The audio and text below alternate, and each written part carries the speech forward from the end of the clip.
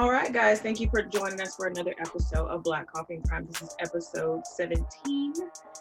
And we are here again with our usual church announcements, Al Gore's internet, and of course our story. This week we're going to be talking about the Carr brothers, who are better known for what is called the Kansas Massacre or the Kansas Horror, which happened in 2000. We'll get to that in a minute. As always with the show, we always have technical difficulties, so you guys don't see that before we hit the record button, but there's always something because that's just what we do. So this week we don't have a guest host, but we do, we don't have a guest host, but we do have Lashes this week. I don't know if y'all can see, but we have Lashes this week. The Lashes back. Yes, we are joined by the Lashes in MAC lipstick in Instigator. So that's what we are joined by. So say hi to Mac and say hi to these Lashes. So, a couple weeks ago and a couple shows ago, I was talking about a company called Mirth in Circumstance, and they're a t-shirt company, graphics t-shirt company out of Washington, D.C. And I have my shirt here, Kinks, Coils, Curls, and Curves from Mirth in Circumstance. I did put the link in the show notes for episode 15, and I'll also put it there so you guys can get your shirt. Actually kind of within a few days after we recorded, I just didn't wear it. So I got it on today, and I think the color's called Oxblood Black. So it's kind of reddish, brown, dark something. So which fits my mood. All right. So church announcements this week. As always, you are welcome into the room, into the coffee room. But as always, you got to be respectful to us, to other commenters, viewers, or listeners, because our block game is strong. Like, if you have something intelligent to say it. If there's something that we did not say or we got wrong, let us know. We're more than happy to research, look into some new things, and then come back and tell you back. Like, there was someone who had a comment about the episode about Michelle, the killer, the child killer lady, Michelle. And she was saying that there was some more, that we could go back and look at some more things about, because we asked the question in that episode, why she kept Stoney around for 9 more months after she killed Michael. Like, why did she do that?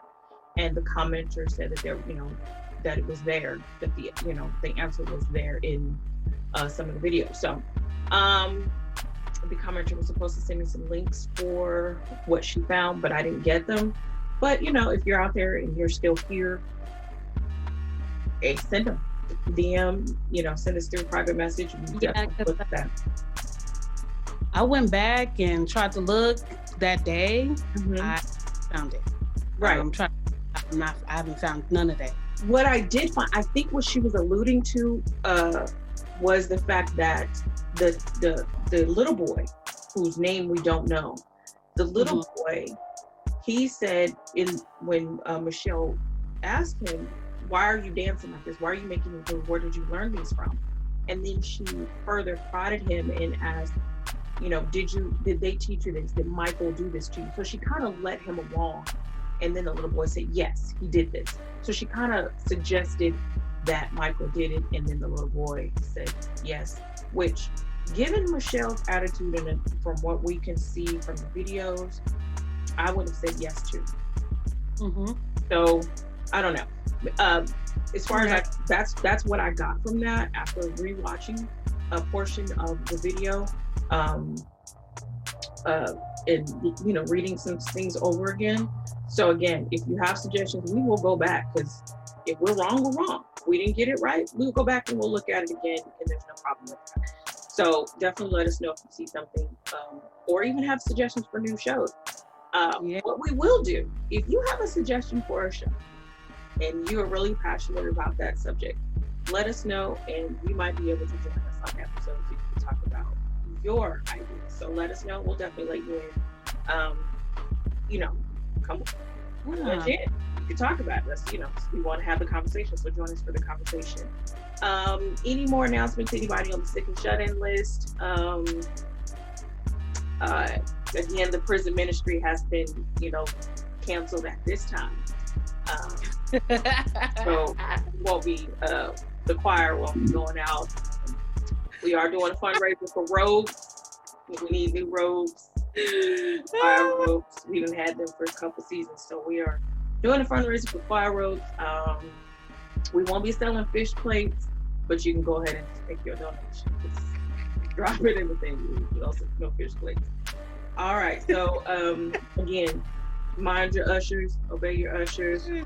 Those are the church announcements as follows. Govern yourselves accordingly. Next, let's talk about what the hell is going on Al Gore's internet. Boy, okay, there's a lot of stuff going on. We have some civil unrest in Nigeria, police brutality against Black bodies worldwide. Yes.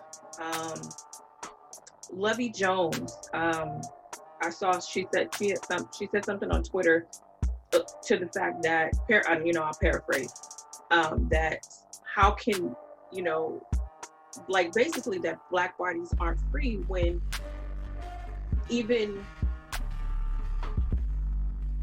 Black police in another country are doing this to us. I'm going to say us because it's us. These are our cousins across the pond. So, so we can't win. Even in a place where we're supposed to be independent, like Nigeria, we can't win against the police brutality.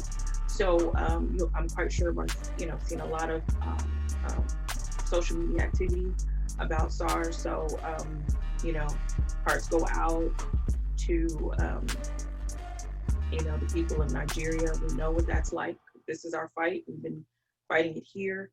And people of Nigeria have been fighting with us. So, definitely want to, extend that over there. Tim Norman of Sweetie Pies, the one who conspired to kill his nephew. Hips. Tim Hips Norman has asked for bail. And yes. asked to be paroled or whatever to his mama's house. So you killed your nephew and now you want to come to my house? Nope. Judge said no. Miss Robin ain't even got to make a decision. The judge said no. I'm not sure what exactly the charges are, but I'm quite sure they're federal charges. So conspiracy to commit murder, bunch of that. You ain't getting out, Tim. Ain't gonna happen. So Tim Hips Norman is still in jail. You don't need to get out, Tim. You don't need to get out. You plotted to get out.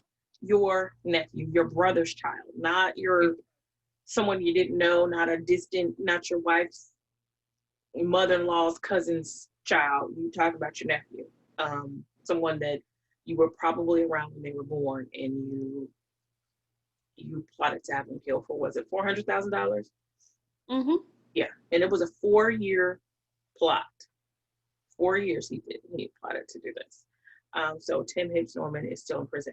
Now, I know, if you see my eyes wander to the side, I'm not cockeyed. It's just that I'm looking at Jackie on the screen and not looking directly into the camera, so I'm not cockeyed. I promise you. We corrected that issue a long time ago. So, I'm not cockeyed. So, if I stray a little bit to the side, I'm just actually looking in her face and not looking directly into the camera.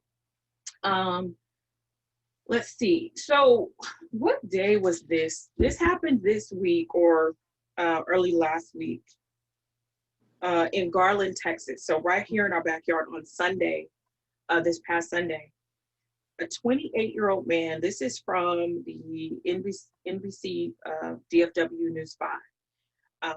28-year-old Garland man faces a murder charge in the deadly shooting of his wife. Basically, yes. They're having domestic issues. She asked him for a divorce, and he shot her 10 times. 10 times in front of their kids. Their kids. Mm-hmm. Their children.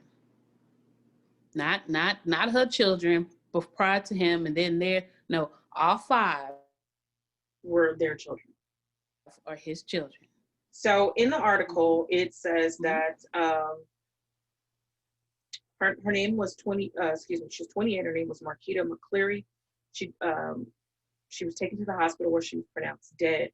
Her husband, Ashton Narrows, was arrested and charged with murder in connection to the shooting. He was held on $100,000 bond. You shot your wife multiple times, and they give you $100,000 bond, and then if you bail out, if you bond out, you're going to be back on the streets after killing your wife in front of your kids. Like, I don't understand, because now there's a potential danger to the children. Right. This is her husband, so he knows where her family lives and all this. I just don't understand um, why he would even have the option for bail, or such a low bond amount, maybe making $1 million. So it's hard to come up with 100 grand. Not so hard to come up with 10,000 if someone in your house, in your family owns a home. They could put their home up, as collateral. Um, Listen, um, It's that black on black crime time, because I just didn't understand. I didn't get it. Are you serious? Like, are you serious? $100,000. $100,000. That's And it. I don't want to always attribute things to, break it down to levels of race, but you have to wonder if if it was a white man and a white woman, what would the bond be? Or as a black man and a white woman, what would the bond be? I don't know. Or is it just the fact that it's a black woman? Is is that it? Because we know that there's like You this know thing, why? there's a war on black female bodies. It's broken down to a level of race because it is that And way. gender. And gender. Right. And gender. So it's not that you're making it look that way. That's what it really I is. That. I try not to always attribute it to that. Like, it's always there in my head, but I try to find Mm-hmm. another reason for it, because I want there to be another reason for it. But it's as a black woman, Yeah. and maybe that's why it is, because it's very personal to me. Um, is that we're not valued. Even trans black women aren't valued. So it is gender and it is race. So it's a very tragic story, because now you've got children who saw their mother killed by their father in front of them. And I'm quite sure that wasn't the first. Now, I don't have evidence of this, but I'm quite sure that wasn't the first incident that they've seen or that occurred between this couple. Listen, Right. um, sis, if it's not working, it's not working. You are not obligated to try to fix a situation like this. I know that telling someone to leave a situation like this is much easier said than it is done. I think one of the things I've heard over the years is that within a few days of a woman leaving a bad domestic situation or abusive situation are the most volatile days. A couple of days before and a couple of days after are the most volatile days, and that is when the most potential violence can happen. It is within a few days Mm-hmm. of that decision of telling someone I'm leaving or actually leaving. So knowing that she had the courage to say, I can't do this anymore, I want a divorce, and his action and reaction was to shoot her. And just based on typical statistics, if his first reaction was to kill her, then I'm quite sure that wasn't the first domestic situation they had been in. Right. It's just only doesn't work that way. And I'm sure she didn't just up and tell him out of nowhere that, hey, I'm ready to move on. I have a feeling that she may have been telling him, like, look, you're doing too much. Can you please? Or I'm going to have to do what's best for me and my kids. And here she is. This time she probably, she went through with it, and he knew she was going to leave. I think one of the things with the abusers is that it's possession, and they just don't want you to leave them. Mm-hmm. You're mine. You belong to me. You don't want. Thank God I've never been into a relationship like that. If you are in a relationship like that, I will try to, call. I'll find a national number for domestic abuse, and put that in the notes. Call, get some information. Definitely plan it out. Yeah. You know, I'm a It has to very be planned. suspicious You person. can't, as we did, you have to Right. plan. Just Plan walk away. and You sis, have to plan keep it. your routine. Keep your routine. Keep doing the same things that you do every day. Don't leave any clues. Don't drop any Mm-hmm. breadcrumbs about what you're about to do. Don't take money out of the bank into the last minute. Um, Buy stuff and then take it back to the store. Keep your receipt and take it back to the store. Get the cash back. Do stuff like that, but keep your routine. Keep going to the grocery store when you go, to the post office when you go. Um, do that. So when you do leave, it's because she was taking the kids to the park, and then just don't come back. Right. Don't come back. Period. Um, Listen, you don't have to love that man or that woman through abuse. And so this goes out to men and women. You do not Yeah. have to love your partner through their hell. Okay. That is not your obligation. That is them. Okay. Because that means it was fucked up when they met you. And do not pardon my language. I meant what I said, they were fucked up when they met you. So you are not obligated to fix that. You didn't break them. You don't have to put them back together. Sis, bruh, leave your tool belts in the car when you date. Okay? Leave them in the car when you date. And I hope somebody's listening, because nobody told me that. And I wish somebody would have told me that it is not my job to fix something that's broken. That's not your job to fix something that was broken already. Listen, when you buy a house, do you fix the foundation if it's messed up? Do you buy a house with a messed up foundation? No, you call the inspector and you do all this and you tell the people that need to fix this because I need this house to last me for the next 30 years. But you won't do that in a relationship. You won't do that in a relationship. So treat your relationship like you treat a major purchase, like you purchased in a house. You want all this fixed with a guarantee and somebody to sign off on this before I purchase. So keep that in mind. Quite sure we'll be hearing about this story as we go on. Now, before we go into the Carr brothers, two interesting things to lighten this up. Okay, so this guy named Cleveland, bless his heart. Cleveland, bless Cleveland's heart. Cleveland decided to dip into a life of crime. This is from WIS TV. This actually happened in 2017, but I just saw it on my timeline. Cleveland used to work at a fast food restaurant, and he decided to rob the restaurant, right? He put on this mask, a ski mask. While he's robbing the place that he used to work, one of the employees recognizes his features. Right? So you got your balaclava on and you like stick them up.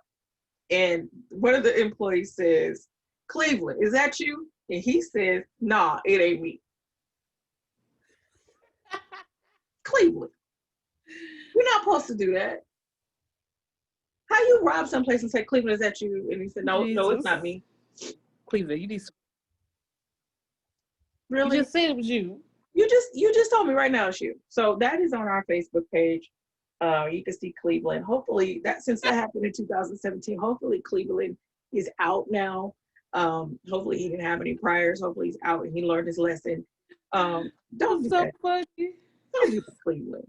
Don't do that. I told you I was definitely gonna be on the program because I can't leave that alone. Me? No, that ain't me. That ain't me. Cleveland, young man. He's a young dude. He looked to be in this picture. He looks to be maybe 20, 21. Using his little noodle.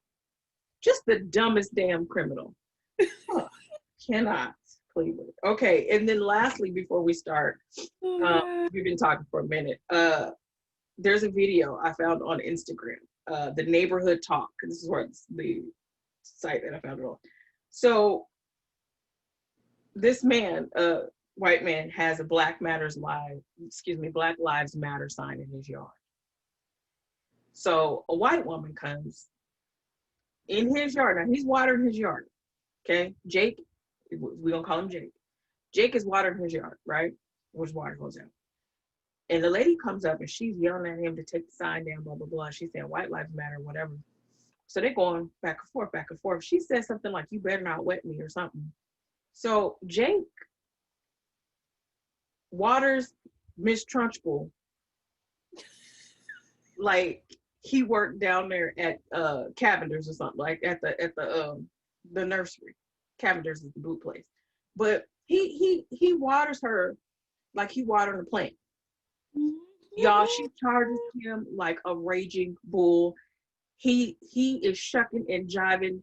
Jake needs to be in the NFL, okay? That's all I'm saying. Because Jake got moves. But he never let that water hose go. Jake never let the water hose go. This is the funniest. And she never got the water hose from him. No. I mean, it was like this. She grabbed it and then like he juked her and then like she fell and she ended up in the street or whatever. But she's in his yard. Listen, people. Let me tell y'all something. I don't care what you believe, how you believe. I don't care. I do not care. I literally do not care how you have a right to believe what you believe just the same way as I do. But what you don't have a right to do is force your belief onto me physically. You do not have a right to say, I don't like what you believe. I don't like what you represent. So I'm going to physically harm you. I'm going to go into your property and take your sign down because I don't want to see it. Drive past my house. Keep it pushing.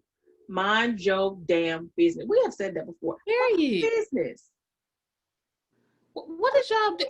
What is the deal with not minding your business? I guarantee you, 100% of bullshit. What's the deal? That, like why didn't you mind your business? I don't know. 100%. I guarantee you, 100% of the bullshit that happens like that can be prevented if you what? Mind your business. Smokey said it. That's what he said. That's what Smokey been saying since we was kids. He was basically telling us, mind your business. That was the hidden message behind what Smokey was saying. Mind your business, y'all. But y'all got to see that video. It is on Instagram, The Neighborhood Talk. It is also on our Facebook page and our Instagram page. So if you go to Instagram, Black Coffee and Crime, and also Facebook, you will see that video. It is absolutely hilarious.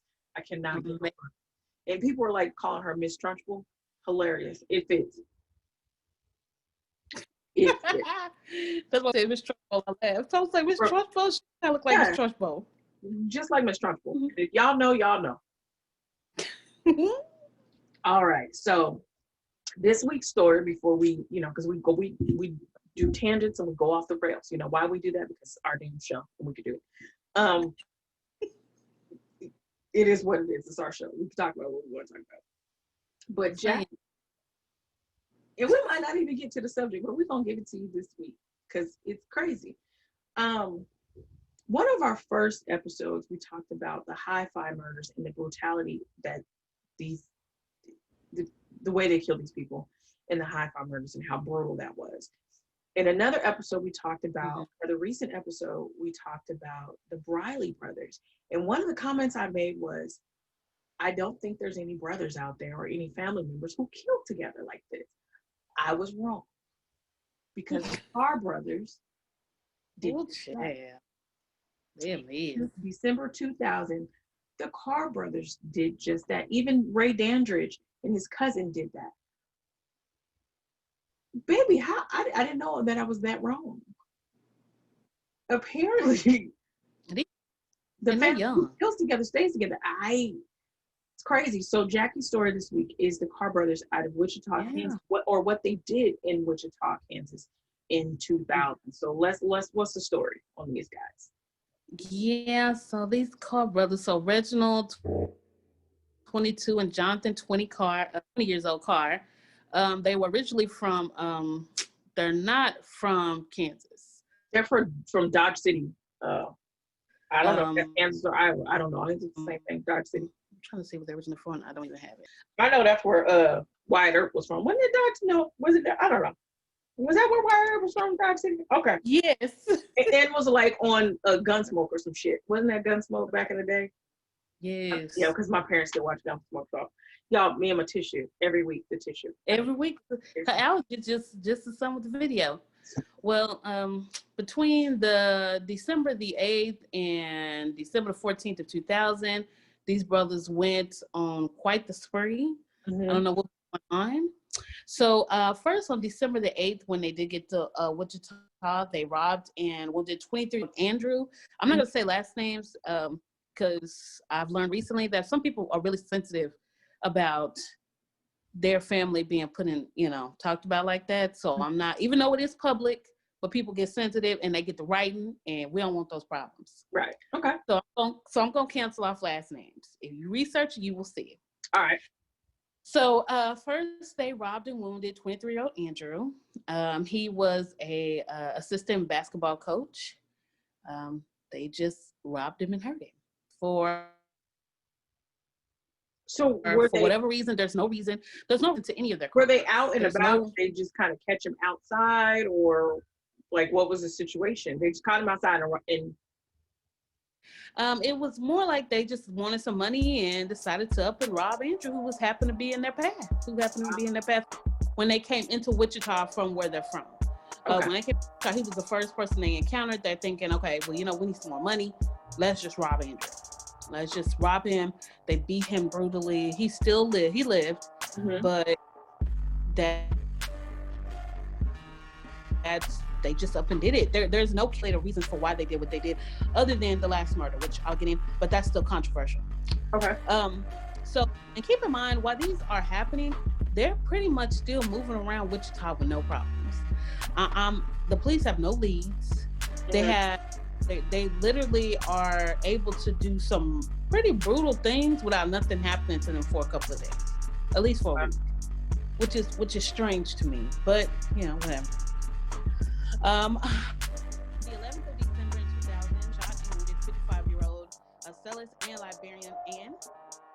She was trying to get to her car to go on by her merry little way, and they literally beat the mess. So they did not rob her. I didn't get. No, I was gonna say, like, when I was reading, they just like came upon her, like it was just like she was like getting into her car, and they like, stop, let's just attack this woman. Like literally, like she's getting into her car, and they just, there she is. They don't know these people. They didn't know them. They had, like you said, they weren't from Wichita, and they just happened upon her, and she was literally in the wrong place. 3 days later, she died. She passed away from her injuries. The whole time I was like, well, what's the point? Purpose. The whole time I'm trying to look for the purpose. There's no purpose. There's no point. They just did it. Just because. 22 and 20 years old, which they did have a history though of like armed robbery, things like that in their other city, other little petty crimes. So I'm not sure what made them move from petty crimes like robbery to legit the next situation of murder. Did they have a drug problem? I believe so, yes. Okay. Because I wasn't like I believe, because I'm reading to find a reason. Like, were they on crack? Were they on heroin? Were they on PCP? Like, what was the deal? But it seemed like there was no drug found on them. Right. This is when the drugs were found on them previously. This is in our earlier years, like in the teens, where some of their smaller arrests were, where they found drugs on them. That's why I just assume maybe they had a drug addict. Maybe they love drugs, because it don't take much to get you addicted. Right. Don't take much. It really don't. So that's the only thing I can come up with, because I still don't know that. I don't know why. So what happens after Ann? The attack on Ann. But on December the 14th, they broke into a house on Birch Heather. Erin, Jason, and she goes by Holly. We're in, spending the night hanging out together. Just enjoying their little night. They just, even when you research this, they just randomly picked a house. They broke in. They, of course, took them up, tied them up, stripped them naked, continuously raped the two women, women have sex with each other.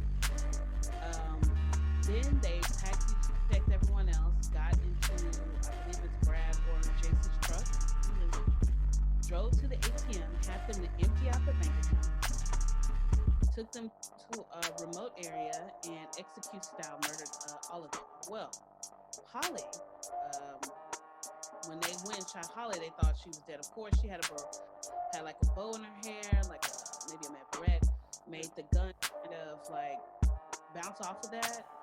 So she survived. She ends up running naked through this neighborhood looking for help, which is how the police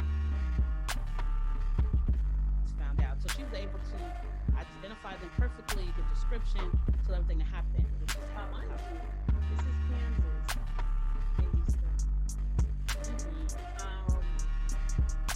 I've never been to Kansas, but I know it's cold as hell. Yes. And there's nothing but in the summertime, there's nothing really fields. In the fall, there's tornadoes. In the wintertime, there's snow. So just imagine being assaulted for hours in your house, being driven around, and then being shot in the head, and then running. Like, just, I mean, wow. And this is in the middle of this and this is happening. You have to put your pain aside. You know what kind of strength it takes to get up off from being shot in the head. What kind of strength it takes from going through that kind of trauma to get up, butt naked, in this snowy cold weather and run to the nearest location. And in Kansas, the houses ain't just a couple of feet away, baby. Right. And just imagine the neighbor's house that she went to. Like, I know, demographically it's much different. And like you said, the houses are, probably far apart. But still, someone knocks on my door in the middle of the night. Am I likely to answer the door? Because maybe I'm thinking whatever's after you is coming in here. But maybe that's just urban. That's my urban attitude towards it, because I'm like, if someone's shooting at you, they're gonna shoot at me too.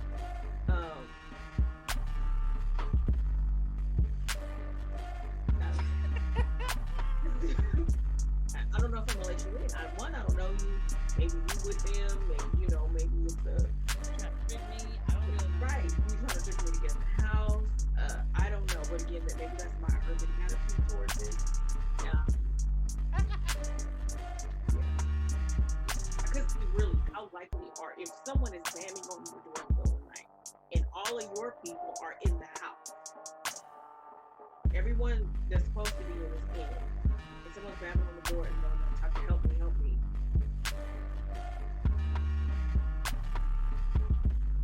I hate to say that that's where we are as a society. I hate to say that, but that's exactly where we are. Because I would be on the phone calling 911. I'd be like, some naked lady's at my door. I don't know what's going on. She's running. I can't let this lady in because now I'm here for myself more than I'm on her, which is sad. But it's sad. But at the same time, as we know, they will get you. Right. I can't take it. So that was they call her Holly, because in some of the articles I read, they refer to her as HG. By some initials of HG, they don't actually tell what her name is. And like you said before, more to protect her. Right, but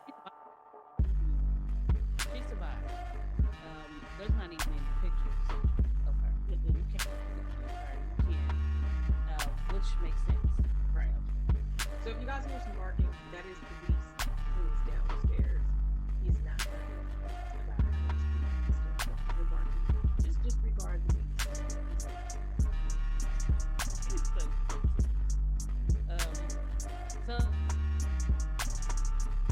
So the next day, because of that, the police were able to live by them the next day. They were sent to jail, obviously, and the original sentence was sentenced to death. Now, regarding the controversy, because everyone in the house was white, they are thinking, and even the other previous people the attacks were white, there was controversy a little bit between the attorney for Miss Holly that it may have been a race related type assault or attack because they were white, black, but no one for sure can confirm it. They said that they just picked the house randomly, and that's what they went. So they tried to use that, but it's just what it is. One of the things that I found, there was an article on a website called Murderpedia, and I'm not sure if there's one person writing. It is a huge article, huge written piece. I read the whole thing. I felt that it was biased, but again, that's the writer's opinion or their perspective, so I really can't. But one of the things they said was, apparently the writer felt that if the victims were black, if the victims were black and the perpetrators were white, then the media would have picked up on that and said that it was hate crime. But because the victims were white and the perpetrators were black, that the media was trying to downplay that it could have been possibly a hate crime or racially motivated because they didn't want white people to get upset. They didn't want to upset white people's further perception of black people, which I didn't really get that, but because the author of that article is basically saying that they didn't want people in Kansas didn't want to accept the balance. Like there's already that perception of black people, so we don't want to protect. I'm not even going to say the word. We're not going to try to further, I'm on this words.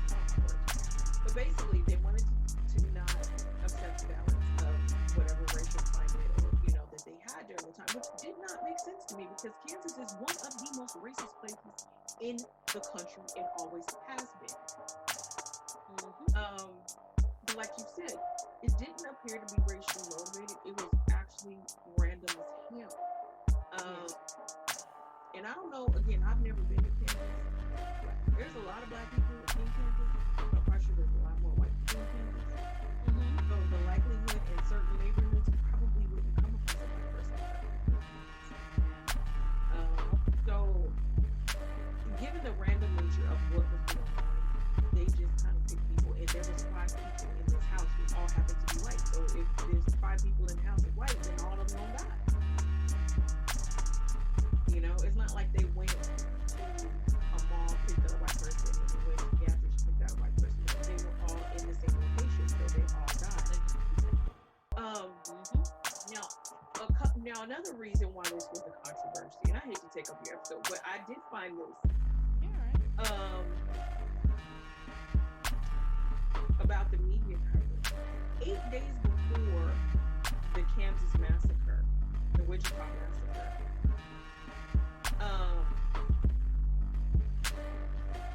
there was a guy named Cornelius. I'm not gonna say his last name. He was 19. He killed his girlfriend, Rashonda, at her house. Jessica, who killed her, and 2 of their friends, Jermaine and Quincy. So again, 1 black man killed 4 black people, and there's almost 0 coverage. Media coverage on this. So again, you can't really say it's racially motivated or a hate crime because couldn't you again charge Cornelius with a hate crime? Right. So you have a very similar murder, but they said that there were the only parallels was that he killed the 4 people, that they killed so many people, but there wasn't the rape or the robbery involved, but they're still just breaking into a house. So yeah, right. And at the time in 2000, I don't know if it's true now, but at the time in 2000, there was no hate crime statute in Kansas. There wasn't a law of hate crimes, which I don't know why not, because again, Kansas is one of those places it always has been. It was one of those border states during prior to the Civil War. The border state. Technically, it was in the north, but they had southern sensibilities, so slavery was legal in Kansas. It was a northern state, but slavery was allowed there, and so slaves couldn't run to Kansas because they would allow the slave catchers to come back to go in there and take you back to the south. So a lot of racist history there. Right. This is that a hate crime statue? Please get one there, people in Kansas. 2019 when I went to Kansas, and I could tell you I was very uncomfortable. Oh, you had to go there for college tours, right? Mm-hmm. Very, very uncomfortable. It's because there's no black people except for the college kids, and the college kids, they're all male, so they're there on sports. They were there for sports scholarship. So, but late on that night, just going on the town just to try to do some kind of activity. We went to Texas Roadhouse. It was the most uncomfortable I have ever been at any restaurant because we were the only black people in there, and this is how it really was. Everyone. People weren't eating. They were staring at us, and I was like, Tremaine, I think it's time for us. Tremaine is my husband. I'm like, babe, it's time for us to go. This is uncomfortable to be sitting there stared at, and I think it's because they don't see black families like that in the area that I was in. Yeah, so maybe it's they're not used to seeing black people in that particular area. I took it again to Where's the college town? Yeah, but it was so much there. I mean, it was so much stuff there. Like, so much stuff to do. I can't remember the city, I'm trying to think. But it was, when I tell you it was like overly, it's like, it looked like a Dallas Saturday night. Mm-hmm. Dallas Saturday night was very busy, very packed. There were no black people. But there was no. Just I have a friend who, when I posted this, she lives in Wichita, and she was saying how when this happened, she remembers when this happened because at the time, Wichita didn't really have a lot of crime, so this was very shocking to them. They didn't have a lot of crime, and she's like, but again, this goes about this talk about demographics. Where in Wichita did this happen? I think one of the articles that I read said something about East Wichita, and I don't know if East Wichita is a more affluent or demographically white area than any of the other areas of the city. Because again, I don't have any real desire to go to Kansas. So I probably won't know ever how, what the divide is. So they tried to pursue the angle of extreme hate crime. But one thing that was in that Murderpedia article was that maybe the Carr brothers were just that this didn't have anything to do with race. That this was just opportunistic murders. The same way with the Briley brothers. The same way with Ray Dandridge. And I don't even remember what his brother or cousin's name was. But because I just remember Ray Dandridge was the one that put them. But those were random murders, and they killed white people. Especially with Ray Dandridge and his cousin, his nephew. They killed a whole family. So again, you're killing multiple people in one location, so it doesn't necessarily mean it's racially motivated because you killed 7 white people. You killed 7 white people, right. 5 of them at one time. Mm-hmm. And again, this is not to say that one life is more valuable than the next because of the skin color, because this fight, our fight is for everybody. But there's, you always want to kind of analyze your knee-jerk reaction to this is racially motivated, which is why I try to question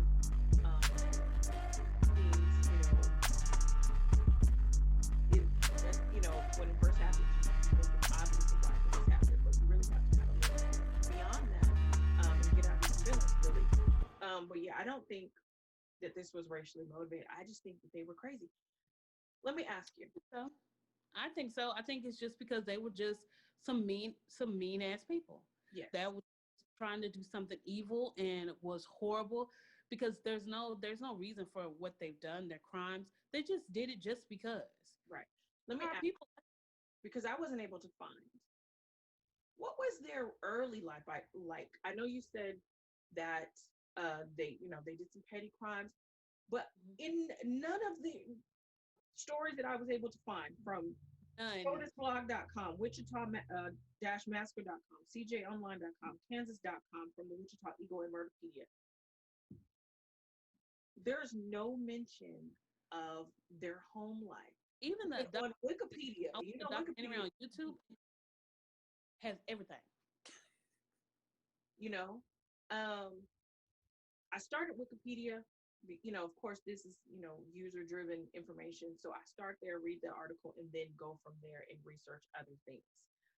But I was not able to find, where did they grow up? They came from Dodge City before they committed this crime, but where did they grow up? They mentioned their mother, Janice Harding, but there's no pictures of their mother. There's no information about their mother. There's no information about their family life. Were they troubled kids? Were they abused? There's none of that to lead to to this. No. The Brileys, about the Brileys. The Brileys had actually a good childhood, but you knew that the Brileys had always been like that.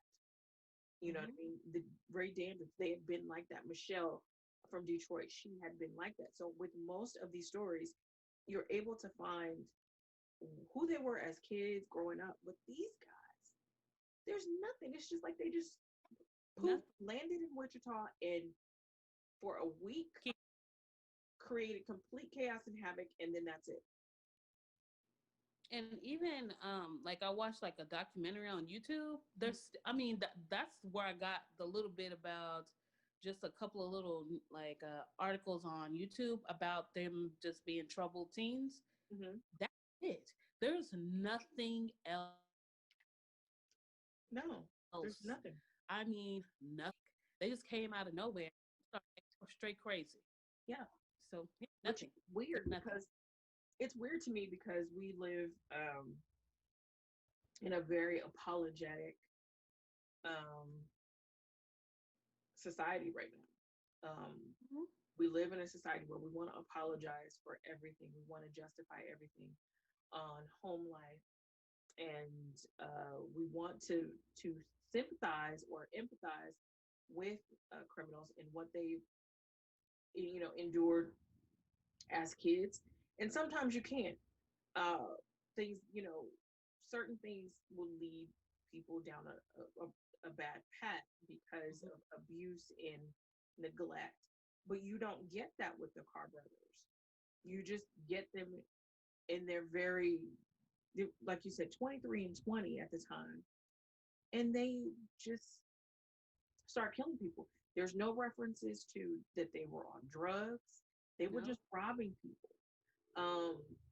They actually went back when they killed Jason, Brad, Heather, Aaron, and assaulted Holly.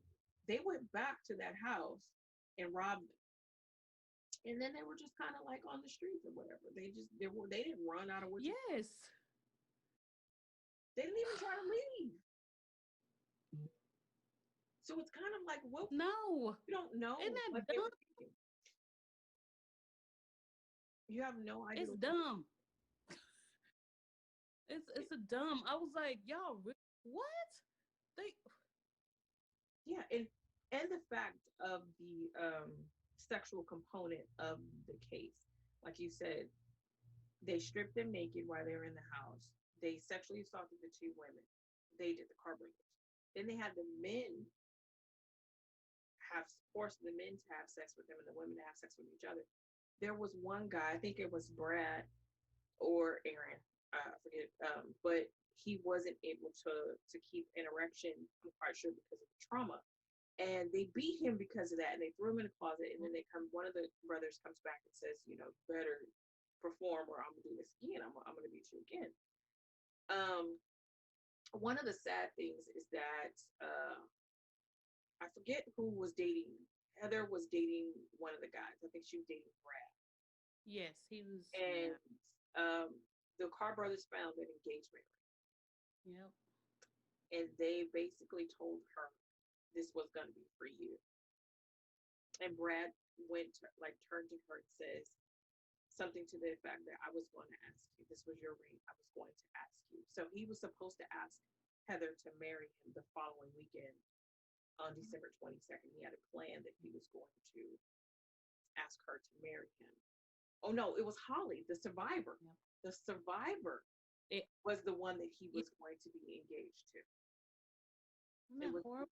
the survivor. So they tortured her with that knowledge that he was going to propose to her, and that they were taking the ring, and then that they were going to kill her. This is just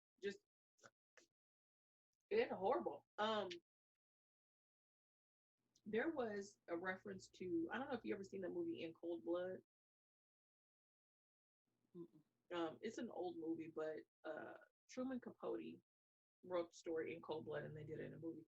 Well, it was actually based off of a similar crime in Kansas in like 1959, where these guys broke out of prison and did a home invasion and killed the people in the house. So it's almost textbook the way this happened. I can't say that the Carr brothers were copycats on that, but if you are familiar with the case that was involved in Cold Blood in 1959, it's almost the same thing. It's almost the same, completely random. Just guys that are really on a tear. Now, so they were sentenced to death. That's a possible connection, but that's possible. It's a parallel, but or a hell of a coincidence that happened like that. But it's almost the same crime. Almost the same crime. I don't know if they were upset, if they saw the movie or read the short story of it, well, the book In Cold Blood, and said we can do this since we live in Kansas. I don't know if they had planned to just randomly kill people and then kind of like, we're going to kill whoever we see, like the Briley brothers did, because their plan was no plan. We're just going to kill and rob and torture whoever we find. So if you were out on the streets in Richmond, Virginia in 1970, was it 1978, 1979, then you were in trouble basically, because it was whoever we find. And in that case, the reason why they encountered so many white people was because they're white people who lived in their neighborhood. They lived in a middle working class neighborhood. So they weren't necessarily traveling outside of their neighborhood to commit these murders. They were randomly committing these in their neighborhood. So again, that wasn't racially motivated. That was just demographics. They were there. So I don't know if the Carr brothers were doing the same thing. Like, we're going to go to this place in this neighborhood, and whoever we find in this neighborhood, we're going to kill. And just by happenstance, the people that they found were white. I don't know. But it's a crazy story. Me and these allergies, Lord, I don't know, but I promise you it's better than the alternative. We'll sit here and let my nose run. Okay, so they were sentenced to death. So are they still sitting on death row, or what's going on with them now? Yeah. Originally they were sentenced to death. Then that got appealed. Because of some of the Kansas laws weren't in there. So it got overturned to life in prison. And then someone fought and was like, no, what they did was wrong. That's a crime. Kind of it coming off as a, trying to look for the right words, but pretty much trying to say what they did was just beyond something that was worth continuing on this earth for. They deserved the death penalty. So they went back on they're on death row right now. And the maximum security in Kansas in a prison. So there was 4 capital murder charges for Jason, Brad, Heather, and Aaron's and then 1 first-degree murder charge for Anne, the late that they killed, they carjacked her and killed her. Actually, this went all the way to the Supreme Court on appeal. So the Supreme Court overturned the decision in Kansas to take them off death row. They were saying that whatever technicality got them off death row was not enough to supersede whatever else happened in that case. So they're still there on death row. Yeah, it's kind of one of the things, my fascination with crime and serial killers and killers is I always joke around because I say that I want to be able to recognize one if I'm in 7-Eleven or something and, I'm standing in line and if I see somebody acting kind of funny, I want to be able to recognize if that's a serial killer. For real. Like, that's a real thing for me. Like, for real. Like, I want to be able to, like, I think I forgot my wallet. Hold on, I'll be right back. But like that too. When it comes to like random things like this, can you really tell if this dude is a serial killer? Like, did he just chop up his girlfriend and is she in the trunk of the car as he's getting a Slurpee at the 7-Eleven? Like, do you know that? Hell no, you don't know that. You think the cute guy at the, talking to you, trying to get your number is cool. And, you find out 3 days later that he's crazy. America's Most Wanted. And you do. Okay, so off. You do know they have another Unsolved Mysteries on Netflix, right? Yes. Season 2. I watched it tonight. I'm so excited. Season 2. I cannot wait. I will be watching that this weekend. Probably while I'm at work because I work nights now. Yes. I saw that and got really excited. So I don't know what stories they're gonna do, but I do know that on the first season, a lot of the stories that they did on that first season, of course, people like us get interested and start researching and doing things, and then you have these cold cases that all of a sudden they're gaining traction again. The one about Alonzo Brooks, that's gaining traction. The guy who supposedly jumped off the building, left his house and went to a hotel and jumped off. I want to know. That's gaining traction. Now, the one that I didn't see gaining much traction. Oh, that was a great story. Huh? The guy, what's his name? Was it Bob? Who had the ashes in the closet? Was it Bob? Yeah, that's him. The beautician lady, his wife, with the beautician left the ashes in the closet.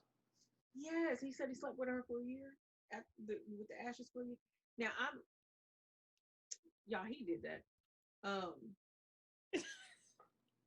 He did that. He did that. That was the weirdest story. Like, you kick her son out the day. Change the locks on the house the day that she dies and kicks the son out.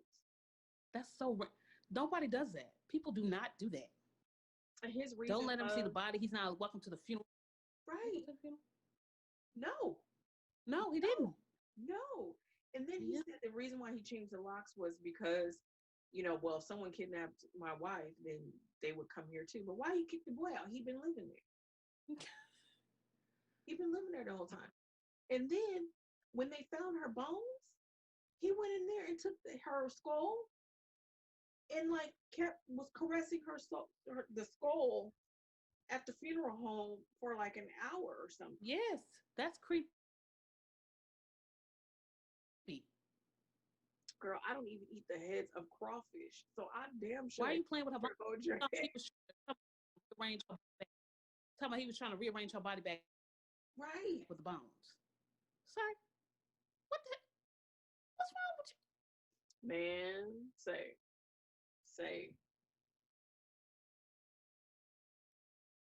I don't eat the head off of a crawfish, so I darn sure ain't gonna sit here and hold your skull at the funeral home. You go ahead and do what y'all gonna do with this body. Like, I don't cover it up. I don't want no parts of it. It's the weirdest thing on the planet. So watch these people. So this weekend, watch them. They crazy. girl, let me tell you again, we're going off on a rant and a tangent because that's what we do.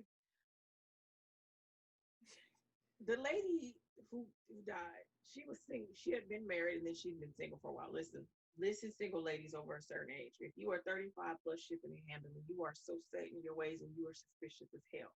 And your gut tells you certain things. Listen to your gut. Don't listen to your heart because your heart lies, okay?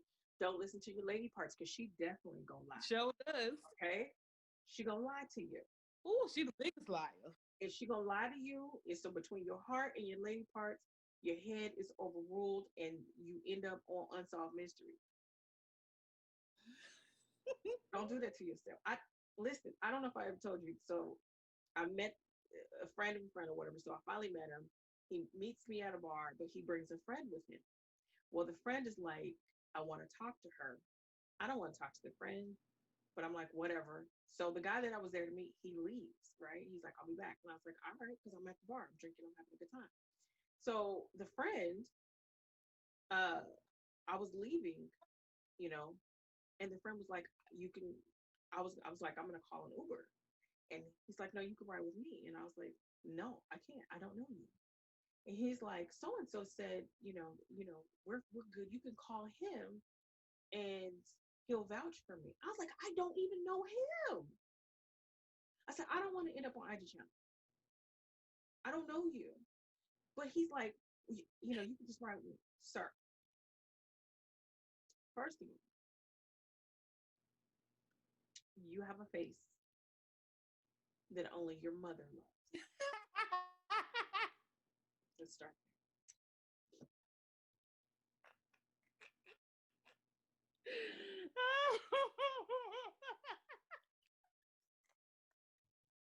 He was a very unfortunate looking guy. Oh Lord. Very unfortunate. Oh Jesus. But I didn't want to give the impression that yes, if I go with you, then we're good, that we're cool. No, we're not. Jesus, he was ugly as hell. Yeah, I'm not even gonna say ugly. I'm just gonna say unfortunate. I'm just. That's not the point, okay? That's not sorry. I laugh at everything. He could have been sweet. He's probably sweet as a peach. But here's the thing. I didn't want to give him the impression that, it was that baby was touching it. I was so scared at. Very unfortunate looking that it was gonna go any further. And he was really handsy. And I'm like, hey, chill out, bro. And he, I know how men are. So I won't say this. I would say I know how some men are nowadays. Some younger men, they're very aggressive and they don't know how to take rejection. So I was trying to be really easy with him. And I was like, look, dude, like you need to back up. And he was, he's like, oh, you're nice. I said, oh no, I'm not nice. I'm just going to back up. And I said, if I really wanted to, you to get away from me, you would get away from me. I got brothers. Like, I'm built for this. But anyway, he's like, you can ride with me. I'll take you home. Mm-mm. Mm-mm. Mm-mm. Mm-mm. I do not want to end up on an episode of any episode of ID. Be in a ditch somewhere. I will be on See No Evil. Because, I don't want to be on that show. I don't want to be on that show. I don't want to be on Unsolved Mysteries. So, ladies, if you are 35 plus shipping and handling, do not listen to your heart because you might be lonely, okay? No. I got a couple websites you can go to if you're lonely.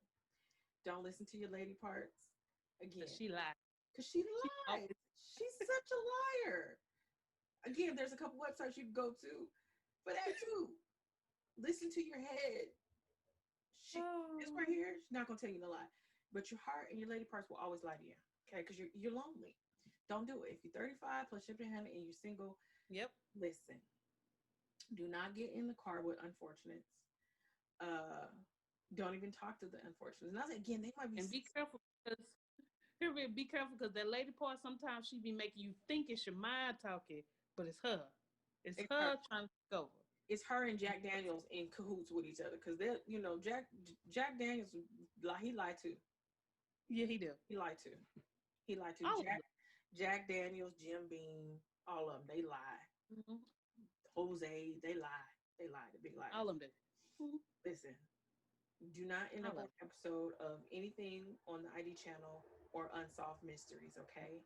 Because you will end up with a man like Bob who is going to caress your clean Bones. skull and arrange your bones and sleep with your ashes for a year. Don't do that, okay? Cautionary tale here. I did not get in the car with the unfortunate, okay? I did not. I did not. Although, plot twist, the guy that I was there to meet called me and was like, look, I'm sorry, blah, blah, blah. And I was like, what happened to you? So he's explaining that. He's like, well, okay, look, just come over. And I was like, all right, cool. I was like, is the unfortunate there? He's like, yeah. I was like, look, before I come over there, you tell the unfortunate it ain't happening. Like, it's no haps on that. Okay? Because no. No. So I go over. The unfortunate is there. It's like his eyes lit up and they were like eyes like spider eyes. They were just and it was spider eyes. It was crazy. And I was like, this is gonna be some shit. So like it was just snafu. It was just the worst situation. Anyway, the unfortunate, he got spider eyes and 8 arms, okay? So the whole time I'm there, the unfortunate is like all over the place. I was like, dude, cut it out. It's not gonna happen. Like, for real, for real. So finally, I was like, why don't you just go to sleep?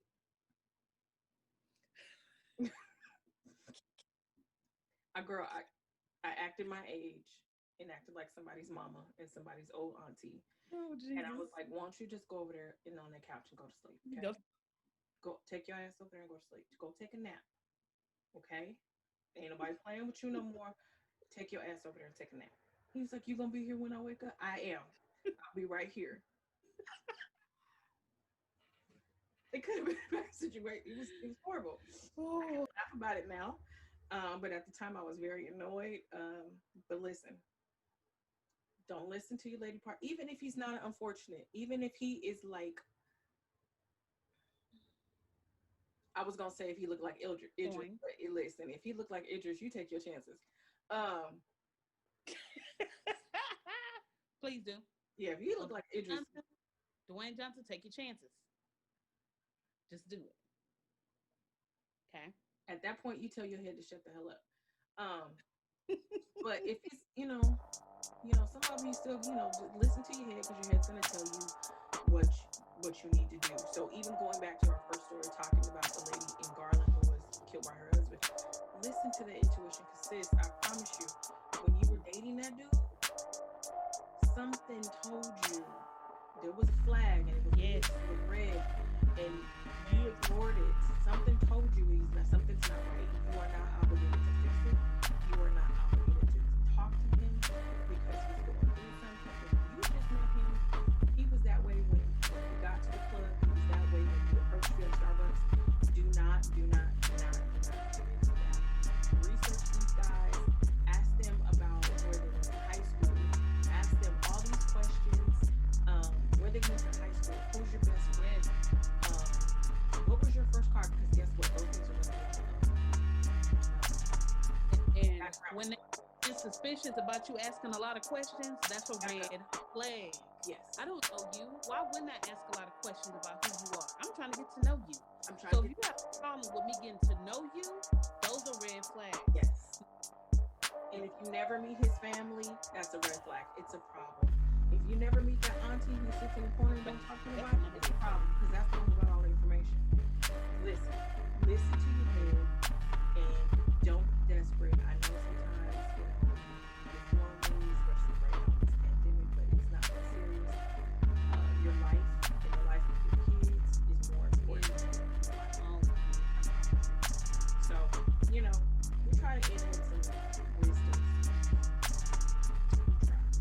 So, last thing on the church announcements before we give the benediction, we're going to make us some changes to Black Folk. So instead of on episodes on Thursdays, you will now get episodes on Tuesday. So this episode is going to air on October 22nd on Thursday, and then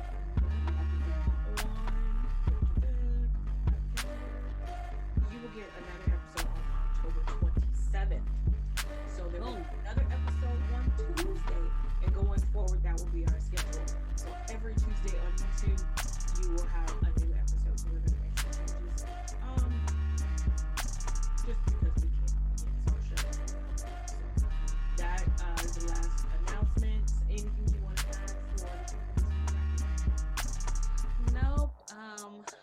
appreciate everyone that subscribed, everyone who watches the videos. Some people who aren't even subscribed watch the videos. So please subscribe. It's a big deal. Spread it out. We have fun here. Yes, It's like, always subscribe, fun. and share. You can go to our Instagram page at Black Coffee Crime. Like the stuff that's there. We always post what we're going to do in the upcoming episode. Also, things we find on our internet, and also that feeds into our Facebook page. So if you exclusively for Facebook, you can also post content on Facebook as well. So we will see you all in a few days because we'll be back on Tuesday with another episode. So this is going to be a very busy weekend for us. I don't know what we're going to do yet, but I will announce that on what? Friday. I will announce what we're going to talk about on Tuesday. So we will see you on Tuesday. Actually, we'll see you in a few, and then we'll see you again on Tuesday. So you get a double dose of black coffee and crime. It's kind of like 2 espresso shots in one week.